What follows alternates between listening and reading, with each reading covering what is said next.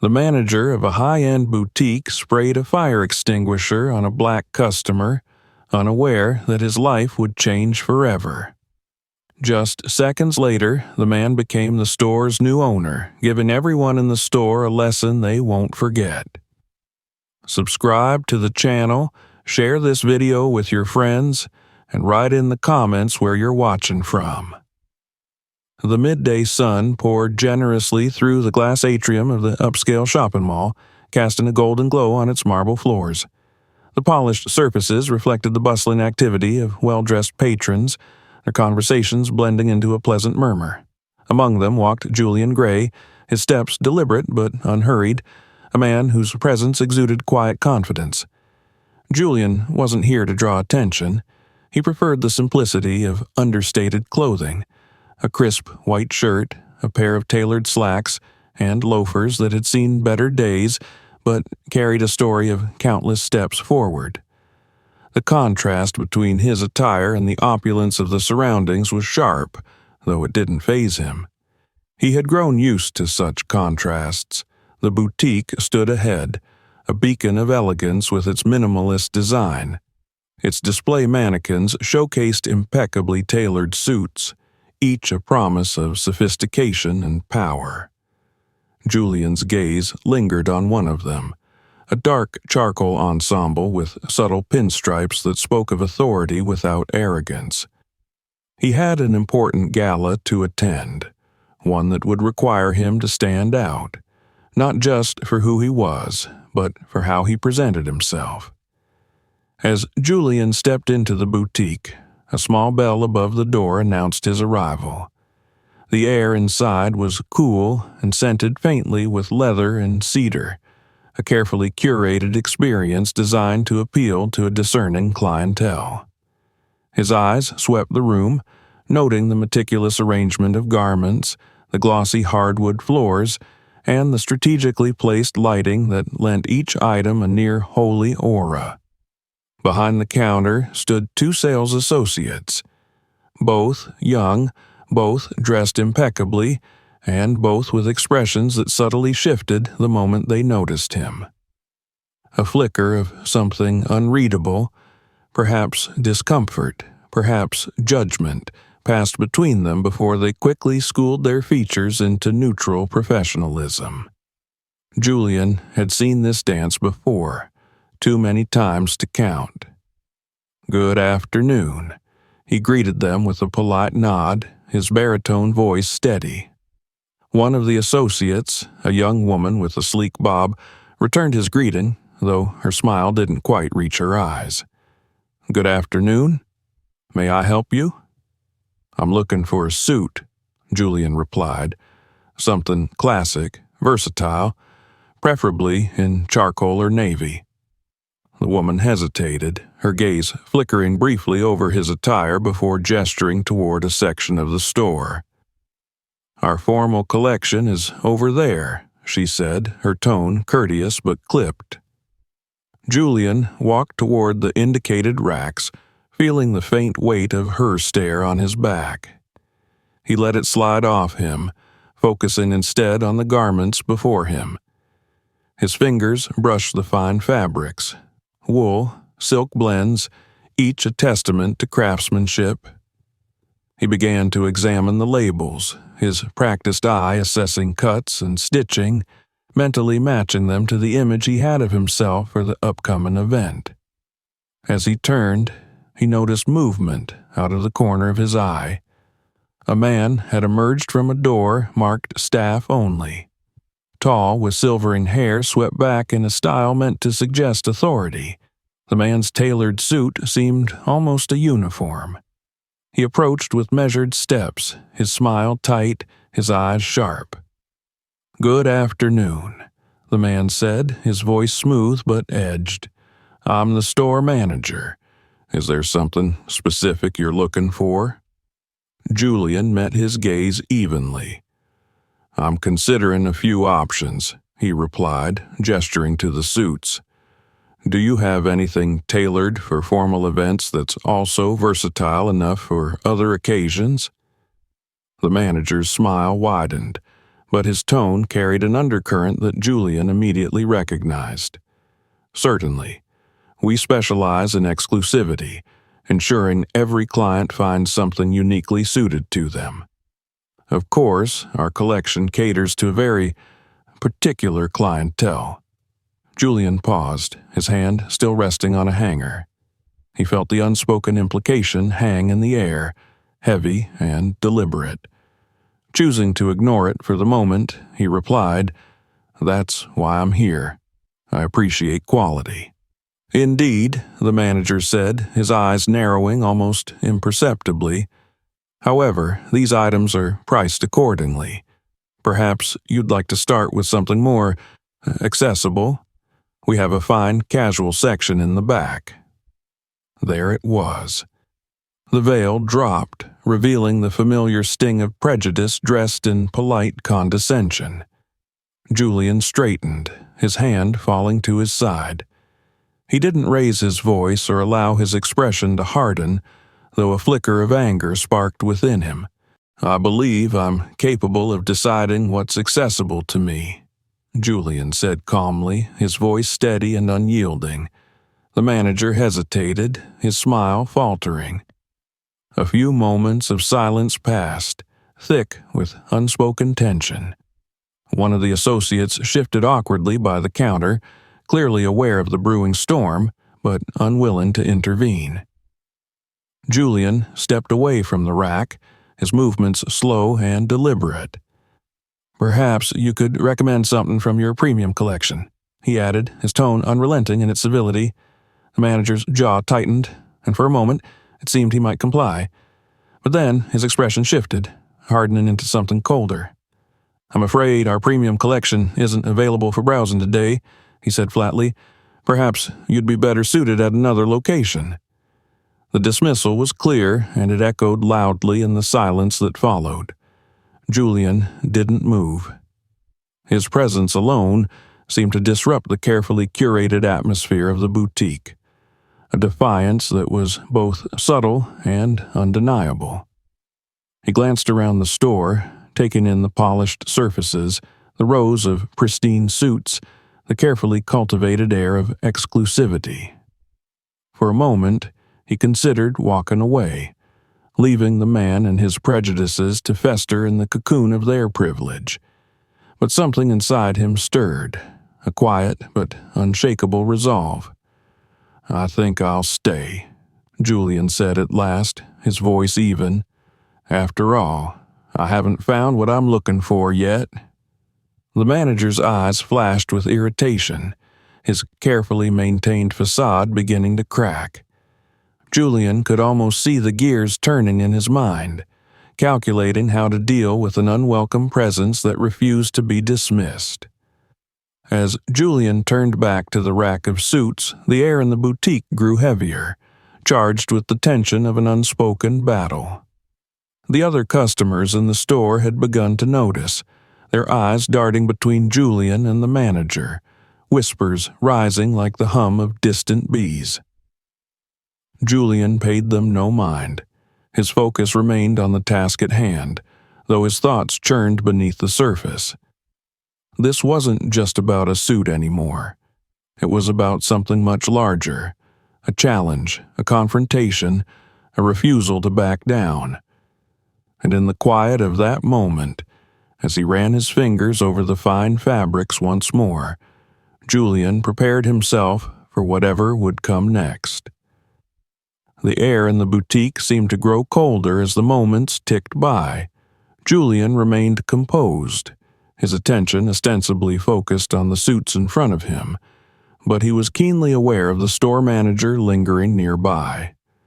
The man's presence was oppressive, his hostility palpable even in silence.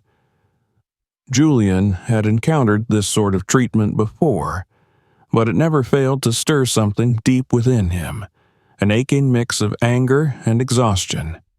Behind him, the young sales associates whispered in hushed tones. Their furtive glances betrayed their unease. Julian couldn't hear their exact words, but he didn't need to. He had seen the looks, felt the stares, endured the weight of 1,000 assumptions from people who had no idea who he was. "Excuse me, sir," the manager said at last, breaking the silence. His voice was smooth, but it carried an unmistakable edge. "Are you finding everything you need?" Julian turned, meeting the man's gaze evenly. The manager stood stiffly, his polished shoes planted firmly on the gleaming floor as though to assert his authority.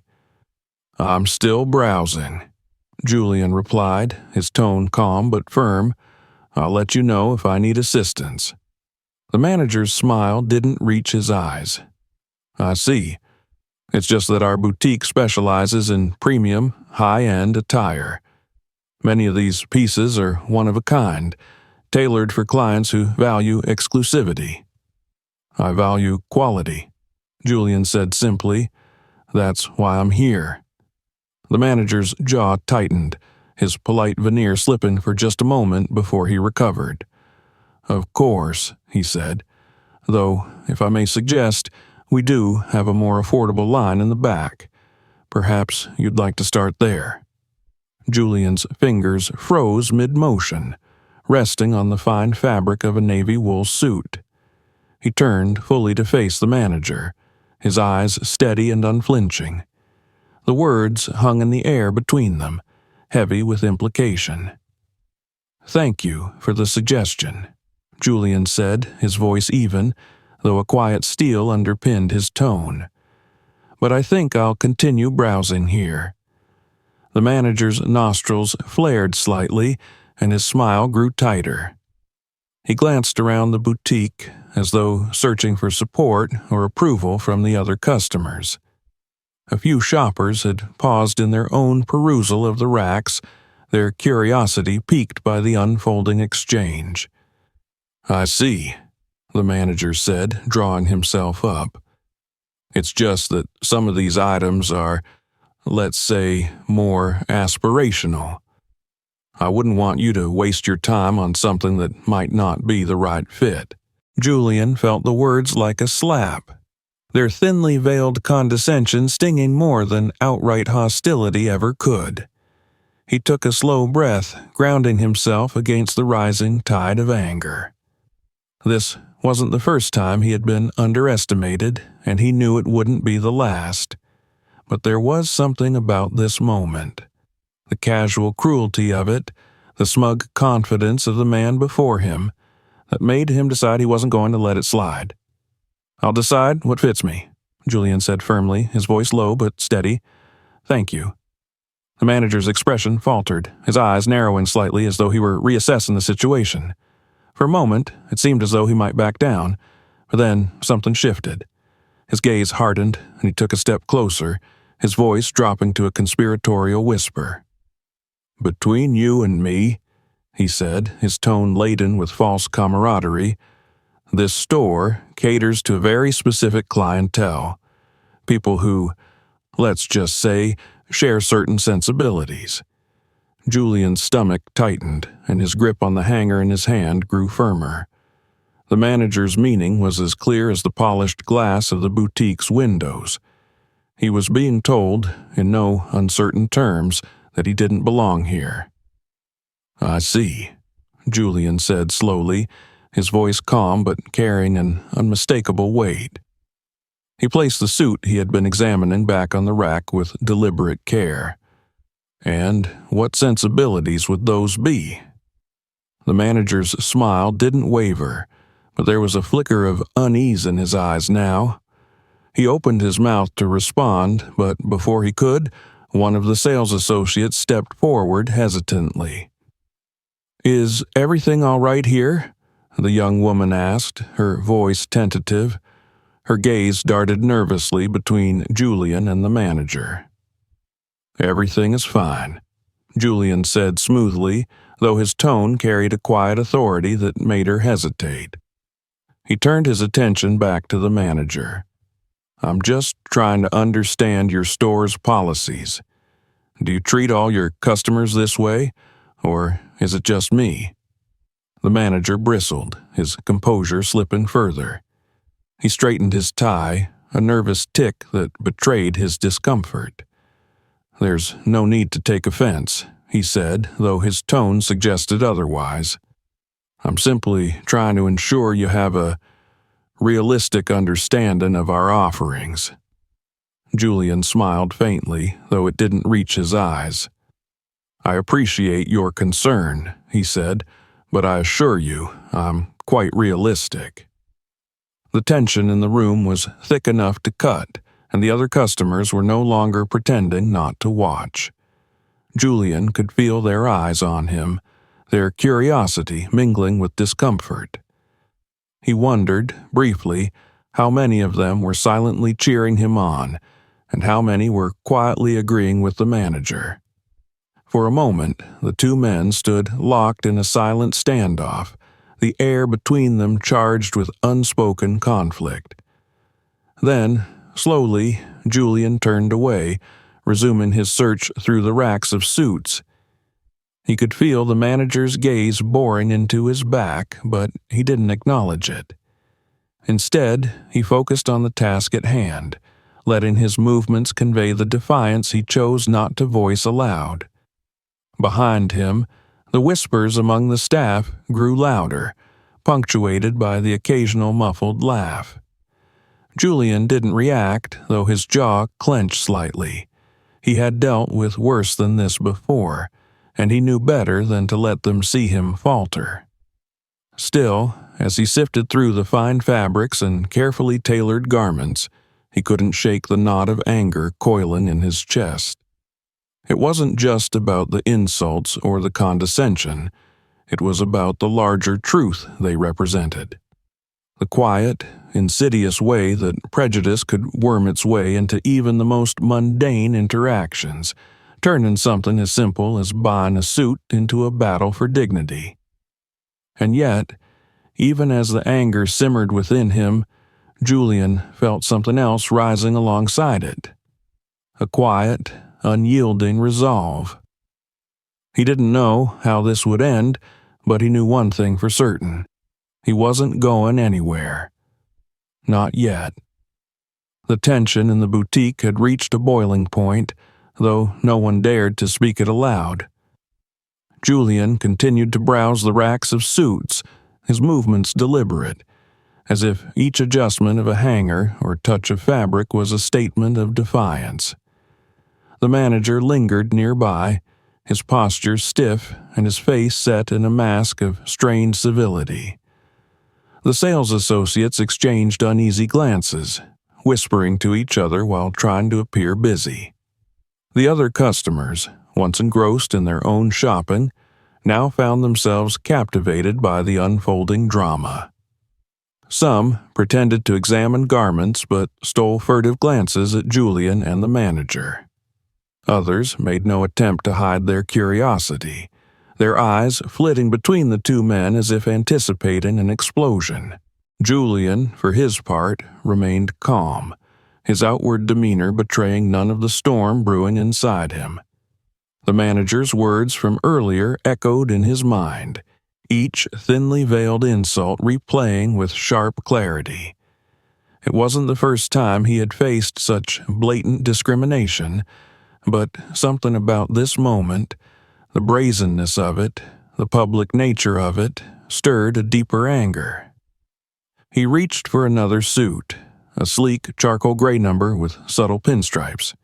The fabric felt smooth under his fingers, the kind of craftsmanship he respected. But as he held it up for a closer look, the manager stepped forward, his polished shoes clicking sharply against the hardwood floor. "Sir," the manager said, his voice strained, "I must insist that you leave." Julian turned to face him, the suit still in his hand. His expression remained neutral, though his eyes held a steady intensity. "Is there a reason you're asking me to leave?" he asked evenly. The manager hesitated, glancing around as if searching for support. His gaze landed briefly on the sales associates, who quickly averted their eyes, then on a pair of customers standing nearby. Emboldened by the silent approval he thought he saw in their expressions, he straightened his shoulders and said, "You're disrupting the experience for our other clients." Julian raised an eyebrow. How am I disrupting anything? I'm simply browsing like everyone else. Your presence, the manager began, his voice faltering slightly before he recovered, is making people uncomfortable. The words hung in the air, heavy and damning. A few customers gasped softly, their faces betraying a mix of shock and unease. The young saleswoman at the counter shifted on her feet, her discomfort evident, but she said nothing. Julian set the suit back on the rack with deliberate care. He took a step closer to the manager, his gaze unwavering. "Uncomfortable?" he repeated, his voice calm but laced with an edge of steel. "And what exactly about my presence is making people uncomfortable?" The manager opened his mouth to respond, but the words seemed to catch in his throat. For the first time, a flicker of uncertainty crossed his face. Julian held his gaze, refusing to back down, his silence daring the man to say what they both knew he wouldn't. The standoff stretched on, the boutique silent except for the faint hum of the air conditioning. Then, as if sensing his authority slipping away, the manager's face hardened. He turned sharply, his eyes scanning the room before landing on the bright red fire extinguisher mounted on the wall. With a sudden, jerking motion, he grabbed the extinguisher and yanked it free from its holder. The movement startled everyone in the room, a collective gasp rising from the assembled shoppers. Julian frowned, a flash of confusion crossing his face as he watched the manager hold the extinguisher as though it were some kind of weapon. "Perhaps," the manager said, his voice trembling slightly but growing louder, "you need a clearer message." Before Julian could process the words, the manager raised the extinguisher and squeezed the handle. A jet of white foam shot out, hitting Julian square in the chest. The cold, wet substance spread rapidly, soaking into his shirt and covering his torso in a thick layer of foam. For a moment, there was only stunned silence. The sales associates froze in place, their mouths agape. The customers stood motionless, their expressions a mix of horror and disbelief. The only sound was the faint hiss of the extinguisher as the foam continued to pour out. Julian stood still, his arms at his sides, his face unreadable. The foam clung to him, dripping onto the pristine floor in messy white globs. He blinked slowly, the absurdity of the moment sinking in. "What the hell are you doing?" one of the customers finally blurted out, breaking the silence. It was a young man in a tailored blazer, his face pale with shock. "You can't just—" "He's a customer." The manager ignored him, his chest heaving as he stared at Julian with a mixture of triumph and fear. "I told you to leave," he said, his voice shaking. "You should have listened." Julian didn't respond immediately. He took a slow, measured breath, his eyes never leaving the manager. Then, without a word, he reached up and wiped a hand across his chest, smearing the foam away to reveal the soaked fabric beneath. "Is this how you treat all your customers?" he asked quietly, his tone so calm it was almost chilling. The manager's bravado faltered. His grip on the extinguisher slackened slightly, and he took a half step back. Around them, the room seemed to come alive again as the shock wore off. Phones were raised, their cameras capturing the scene in stark detail. Whispers turned to murmurs, then to louder exclamations as people began to process what they had just witnessed. "This is insane," someone said. "He didn't do anything wrong." "You're going to get sued for this," another voice chimed in. The manager glanced around, his eyes darting from the customers to the sales associates to Julian. For the first time, he seemed to realize the gravity of what he had done. The extinguisher trembled in his hands before he finally lowered it, setting it on the floor with a hollow clunk. Julian, still dripping with foam, straightened his shoulders and took a step forward. The crowd parted instinctively, giving him space as he walked past the racks of suits and toward the boutique's entrance. He paused briefly at the door, turning back to face the manager one last time. "You'll be hearing from me," he said, his voice low and steady. With that, he stepped out into the mall, leaving a trail of wet footprints behind him. The boutique remained silent, its carefully curated air of sophistication shattered. No one moved to stop him. No one dared. Outside, Julian inhaled deeply, the cool air of the atrium washing over him. He didn't bother wiping away the remaining foam.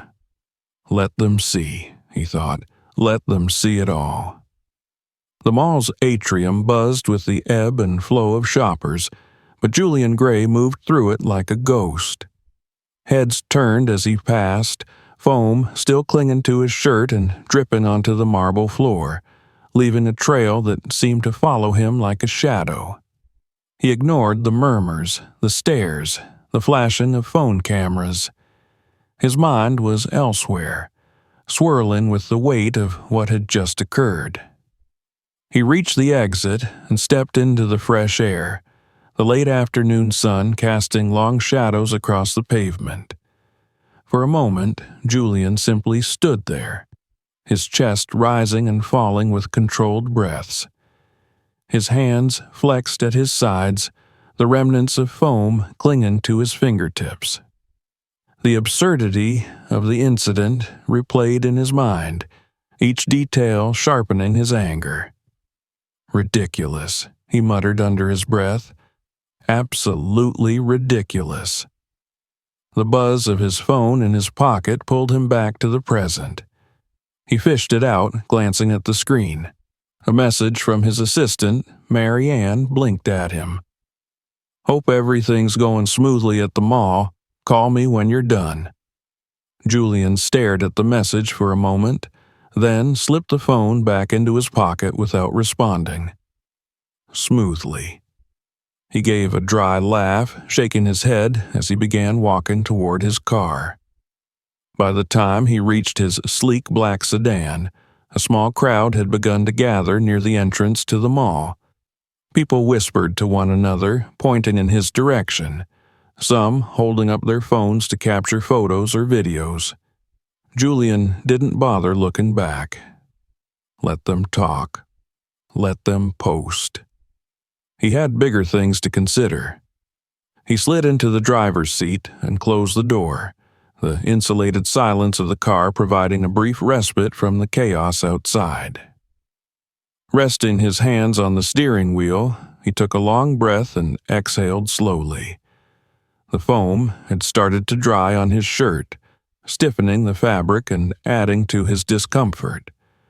Yet, it wasn't the physical irritation that gnawed at him. It was the principle of the thing. Julian's phone buzzed again. This time it was a call. He glanced at the screen and saw Mary Ann's name. With a resigned sigh, he answered. "Julian?" came Mary Ann's voice, bright and efficient as always. "How's the suit shopping going?"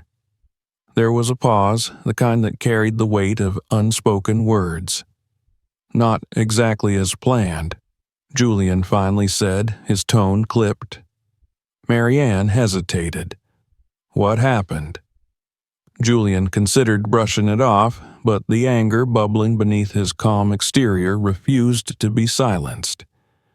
"Let's just say the manager at that boutique decided I wasn't the right kind of customer," he said evenly. And he made that point quite clear with a fire extinguisher. The stunned silence on the other end of the line was almost satisfying. What?" Mary Ann finally managed, her voice incredulous. "Are you serious?" "Dead serious," Julian said. He leaned back in his seat, pinching the bridge of his nose. "It's already making the rounds. I saw at least half a dozen people filming it." "Unbelievable," Mary Ann muttered. "Are you okay? Did they—" "I'm fine," Julian interrupted. physically at least. But this isn't something I can just let slide." "Of course not," Marianne said, her tone firm. "Do you want me to call legal? We can file a suit, make an example out of them."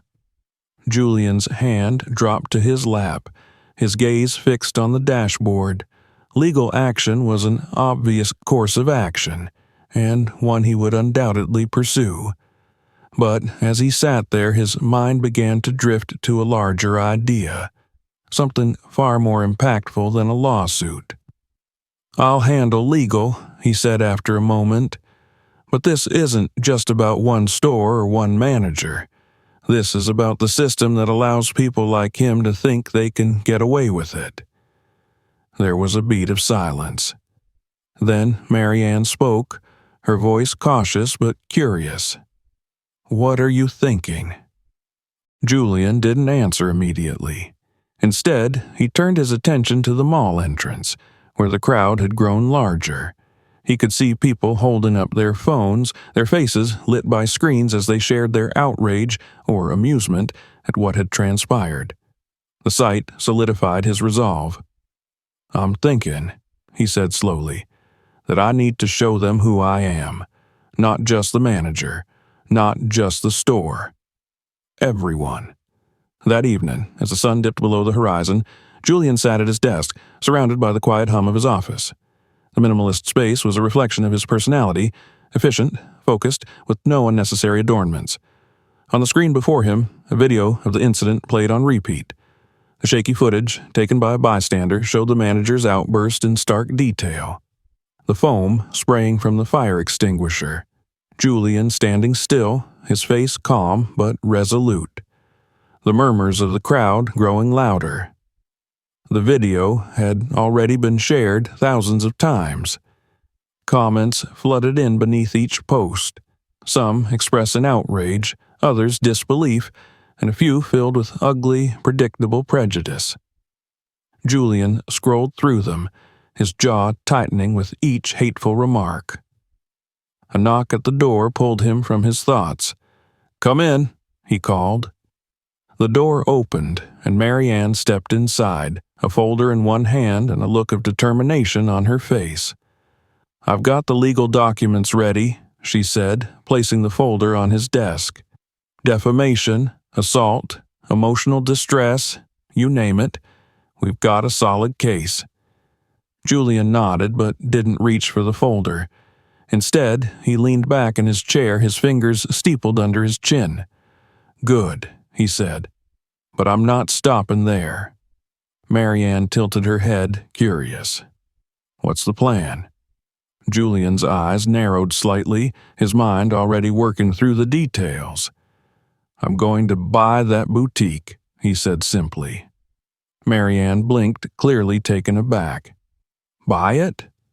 "Buy it," Julian repeated.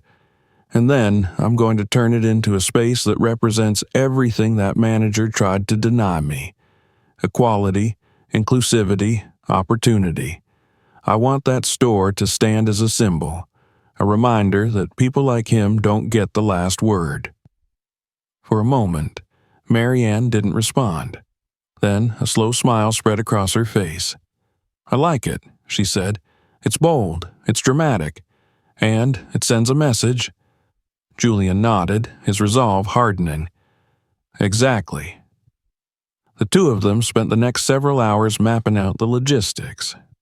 Marianne contacted the necessary parties, arranging meetings with lawyers and real estate agents.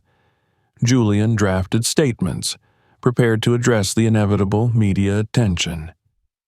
As the night wore on, the plan began to take shape, each piece falling into place like a well-oiled machine. By the time Julian finally leaned back in his chair, exhaustion tugging at the edges of his consciousness, the sky outside had turned an inky black. But beneath the tiredness, a spark of satisfaction burned brightly. This wasn't just about justice. It was about setting a precedent, about showing the world that dignity couldn't be extinguished as easily as foam from a canister. As he closed his laptop and prepared to call it a night, Julian allowed himself a small, satisfied smile. Tomorrow, the world would start to see him not as a victim, but as a force to be reckoned with. The boutique looked almost the same as it had just a day before. Pristine, elegant, and utterly detached from the chaos that had unfolded within its walls. The polished hardwood floors gleamed under the soft glow of recessed lighting, and the suits on display hung with an air of understated grandeur. Yet, despite its outward perfection, the store buzzed with an undercurrent of tension. The manager, Edward Price, paced near the counter, his movements stiff and erratic. His usual composure was nowhere to be found. The events of the previous day had left a mark, not just on his reputation but on the boutique's carefully cultivated image. The viral video of his outburst had spread like wildfire, reaching millions within hours. Comments had poured in, some condemning him, others supporting him, but most painting the boutique as a symbol of exclusion and prejudice. The backlash had been immediate. Emails flooded in, demanding explanations. Calls from corporate were curt and pointed. A scheduled press release was drafted in haste, attempting to control the narrative, but the damage was already done. Edward's world was teetering, and he knew it. The quiet chime of the doorbell jolted him from his thoughts. He turned sharply, his heart skipping a beat as Julian Gray stepped into the boutique. This time, Julian was dressed to perfection. A tailored navy blue suit hugged his frame, the crisp white shirt and understated tie completing the look. His polished leather shoes clicked softly against the floor as he entered, his presence commanding and undeniable. Edward froze. The color drained from his face as recognition dawned. He opened his mouth, but no words came out. Julian's gaze swept across the store, lingering momentarily on the sales associates who had been complicit in their silence the day before. They stood rigidly behind the counter, their expressions a mix of fear and uncertainty. Finally, Julian's eyes landed on Edward, who seemed rooted to the spot. "Good afternoon," Julian said, his voice calm but carrying an edge that made the greeting feel anything but polite. Edward cleared his throat, his hands twitching at his sides. "Mr. Gray," he stammered, I wasn't expecting you." Julian took a slow step forward, his expression unreadable. "I imagine not," he replied, "but I thought it was only fair to come back and finish what I started." The words were simple, but their weight was unmistakable. Edward shifted uncomfortably, his gaze darting to the door as though considering an escape. I want to apologize," he began. "Yesterday was a disgrace," Julian interrupted, his tone sharp but measured. "Your behavior was unacceptable, and you know it." Edward swallowed hard, the carefully rehearsed excuses dying on his lips. Julian didn't wait for him to respond. Instead, he turned toward the nearest display rack, his movements deliberate as he examined the suits. "Tell me, Mr. Price," Julian said, his voice carrying across the boutique, "is this how you typically treat your customers?" Edward flinched at the question. "Of course not," he said quickly. "Yesterday was an isolated incident." "Isolated," Julian repeated, his tone laced with skepticism, yet it felt remarkably practiced, almost like a pattern. Edward's face reddened, but he said nothing. The silence in the boutique was deafening, broken only by the faint hum of the air conditioning. The sales associates avoided Julian's gaze, their discomfort palpable. Julian turned back to Edward, his expression hardening. "The truth is, Mr. Price, you don't believe people like me belong in places like this," he said, "and yesterday you decided to make that belief public." Edward opened his mouth to protest, but Julian raised a hand, silencing him. "Save your apologies," Julian said. "I didn't come here for them. Edward frowned, his confusion evident. Then why are you here? Julian allowed the question to hang in the air for a moment before answering. I'm here, he said slowly, because I own this boutique now. The words hit like a thunderclap.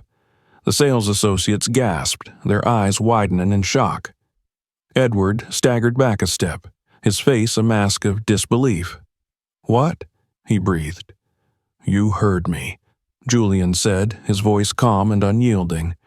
As of this morning, I am the new owner of this establishment, and I'm here to inform you that your services are no longer required. Edward's face twisted with indignation. You can't do this, he blustered. You can't just... I can, Julian interrupted, his tone cold. And I have. You will receive your severance package in due course, but as of this moment, you're no longer welcome here. Edward's mouth opened and closed like a fish out of water, his protest dying as the reality of the situation sank in. Julian turned his attention to the sales associates, who stood frozen in place. As for the rest of you, he said, his tone softening slightly, you have a choice to make. If you wish to remain a part of this boutique, you'll need to adhere to a new set of principles, ones that value respect, inclusivity, and excellence. If that's not something you can support, you're free to leave. The associates exchanged nervous glances, their fear mingled with a glimmer of hope. Julian didn't wait for their responses. Instead, he stepped to the center of the boutique, surveying the space with a critical eye. This store will become a beacon of what luxury truly means, he said, his voice carrying the weight of conviction. It's not about exclusion or elitism. It's about quality, craftsmanship, and service that makes every customer feel valued. He turned back to Edward, who stood pale and defeated. You thought you could humiliate me and walk away unscathed, Julian said quietly. But you underestimated me. And now you get to watch as I turn this store into everything you feared it could be. Edward didn't respond. He simply stood there, his shoulders slumped, as Julian walked past him toward the door. At the threshold, Julian paused and looked back. Leave the keys at the counter, he said, and don't come back. With that, Julian stepped out into the sunlight, his resolve stronger than ever. The boutique was his now, and with it came the power to redefine its legacy. He would make it a place where no one felt the sting of prejudice, where dignity was a guarantee, not a privilege. And as he walked away, he felt the weight of the previous day begin to lift, replaced by a new sense of purpose. This was only the beginning. The boutique was quiet, almost eerily so, as Julian Gray stood in its center, taking in every detail of the space. The polished hardwood floors gleamed under the soft lighting, their surface reflecting the immaculately arranged suits that still hung in pristine rows. Everything looked perfect on the surface, but Julian could see the cracks, the invisible scars of what this place had stood for under its previous leadership. Now it was his, and he intended to reshape it into something that didn't just sell luxury, but embodied integrity. His thoughts were interrupted by the sound of footsteps behind him. Marianne, his assistant, approached, her tablet in hand and a determined expression on her face. She had been instrumental in pulling off the acquisition in record time, her efficiency and tenacity mirroring Julian's own. The papers are finalized, she said, stopping beside him. Everything's in your name. You officially own this place. Julian nodded, his gaze still fixed on the boutique's interior. Good, he said. Now comes the hard part. Marianne tilted her head, curious. You mean the rebranding? Julian turned to her, his expression serious. Not just rebranding. Rebuilding. This place isn't just going to look different, it's going to be different. From the staff to the mission, everything changes. Marianne nodded slowly. "What do you have in mind?" Julian gestured around the boutique, his hand sweeping across the racks of suits, the polished counters, the spotless displays. "First, we clear out the inventory," he said. "Everything here represents the old vision: exclusivity, elitism, and a toxic culture of gatekeeping. We start fresh with a new collection that prioritizes diversity in design and accessibility without sacrificing quality." Marianne raised an eyebrow. "You're overhauling the entire inventory?" "Every last piece," Julian confirmed. "I want to partner with designers who've been overlooked, people from diverse backgrounds who understand that luxury isn't about exclusion. It's about excellence." Marianne nodded, jotting down notes on her tablet. "What about the staff?" she asked. "I assume you're not keeping everyone?" Julian shook his head. "Only those who are willing to embrace the new direction. We'll conduct interviews, retrain where necessary, and hire new talent who align with our values. This boutique will stand for something, and that starts with the people who represent it." Marianne tapped her pen against the tablet thoughtfully. "And the manager?" Julian's lips curved into a faint smile, though it didn't reach his eyes. "Edward Price is gone. Permanently. I've already begun searching for his replacement. Someone who understands leadership is about inclusion, not intimidation." The transformation began the very next day. Julian arrived early, dressed in a simple black suit, his presence commanding as he greeted the team of contractors and designers he had hired. The boutique was abuzz with activity as racks were dismantled, displays were removed, and the space was stripped back to its bare essentials. Julian oversaw every detail, his eye for precision ensuring nothing was overlooked. The old, sterile aesthetic was replaced with a warmer, more inviting design. The lighting was softened, the walls painted in rich, earthy tones, and the layout adjusted to create a sense of openness and accessibility. As the physical space transformed, so too did the boutique's identity. Julian worked closely with Marianne and a team of branding experts to craft a new name and mission statement. The boutique would be rechristened Equity Atelier, a name that reflected its commitment to quality and inclusivity. The tagline, simple but powerful, read, "Luxury for every story." The new inventory was a celebration of diversity. Julian reached out to designers from marginalized communities, offering them the chance to showcase their work on a platform that had once been closed to them. The suits, dresses, and accessories that began to fill the racks were vibrant and varied, each piece a testament to the creativity and talent of its creator. The staff transformation was equally thorough. Julian personally conducted interviews with each remaining employee, gauging their willingness to embrace the boutique's new vision. Some, like the young sales associate who had intervened during the incident with Edward, expressed genuine enthusiasm for the changes. Others, unable or unwilling to adapt, chose to leave. For those who stayed, Julian arranged intensive training sessions that focused on customer service, cultural sensitivity, and the boutique's core values.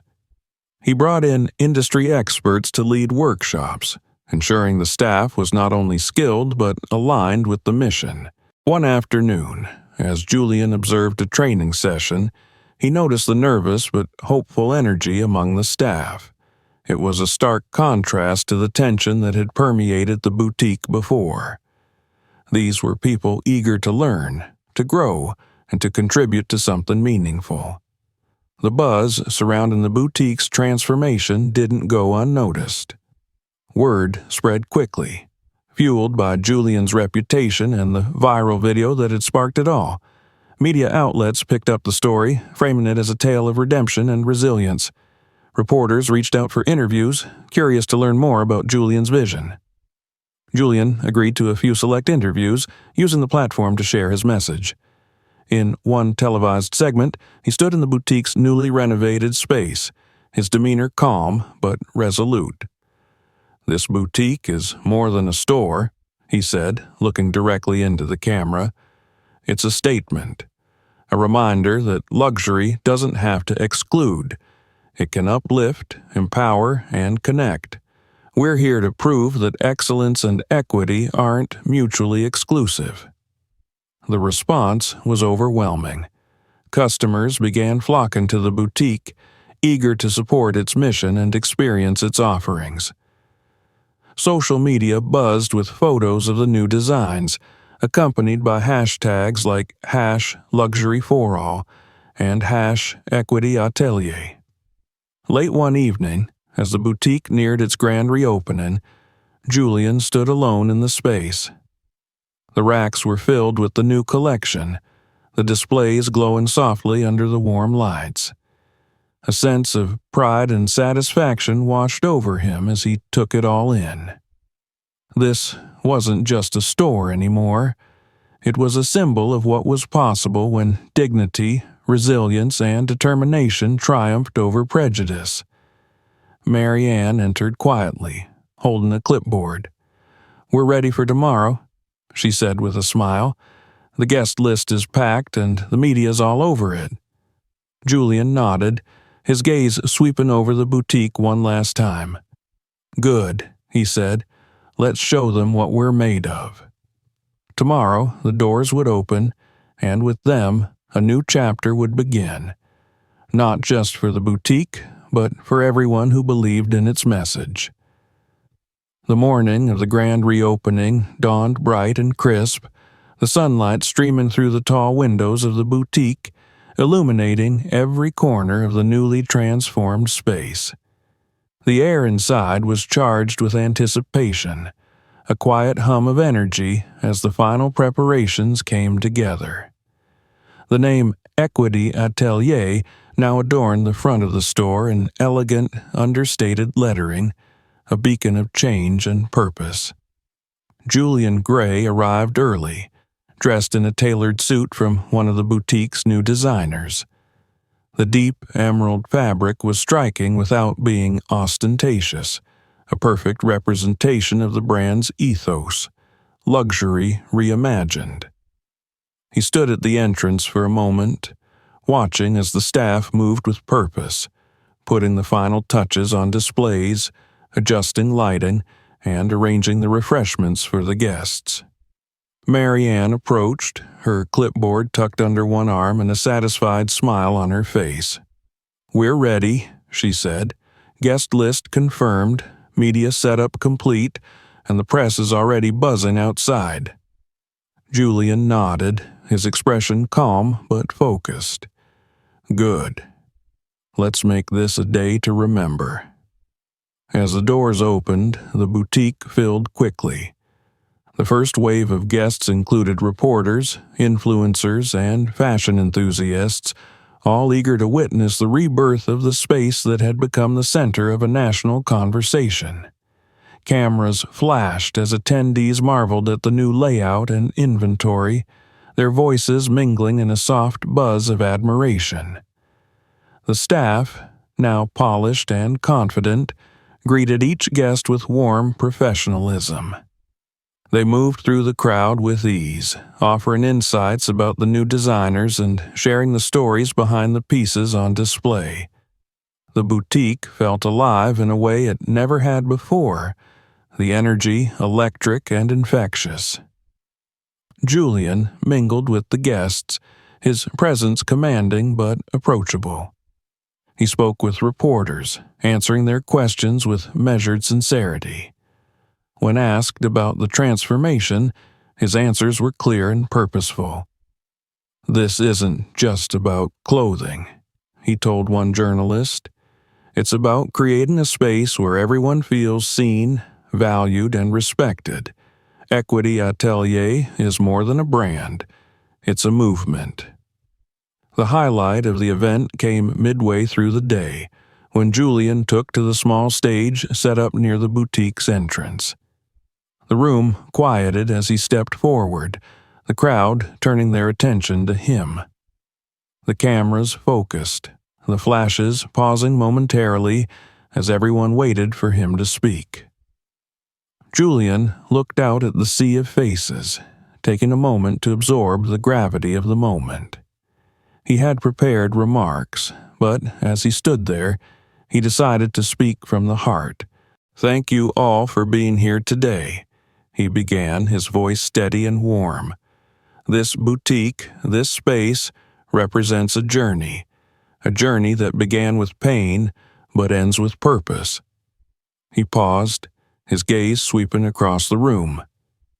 "When I walked into this store just a few weeks ago, I wasn't treated as a person. I was treated as a problem, as someone who didn't belong.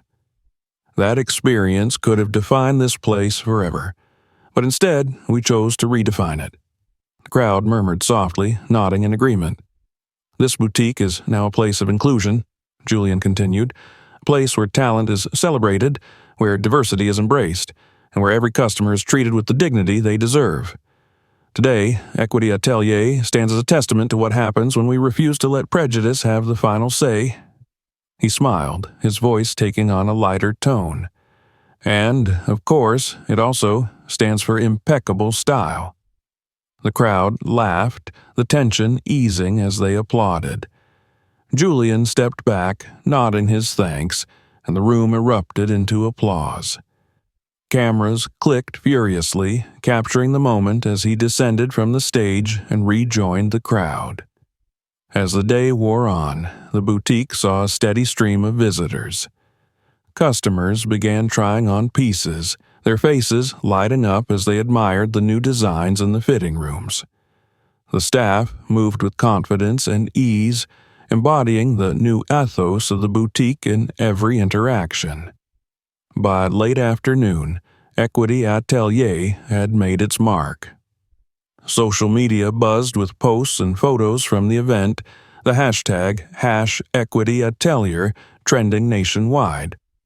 Articles praising the transformation began to appear online, framing it as a powerful example of resilience and change. Julian stood near the entrance as the event wound down, watching as the last of the guests began to trickle out. Mary Ann joined him, her clipboard set aside for the first time that day. She leaned against the wall, her expression both tired and triumphant. "You did it," she said simply. Julian smiled, though it was tinged with humility.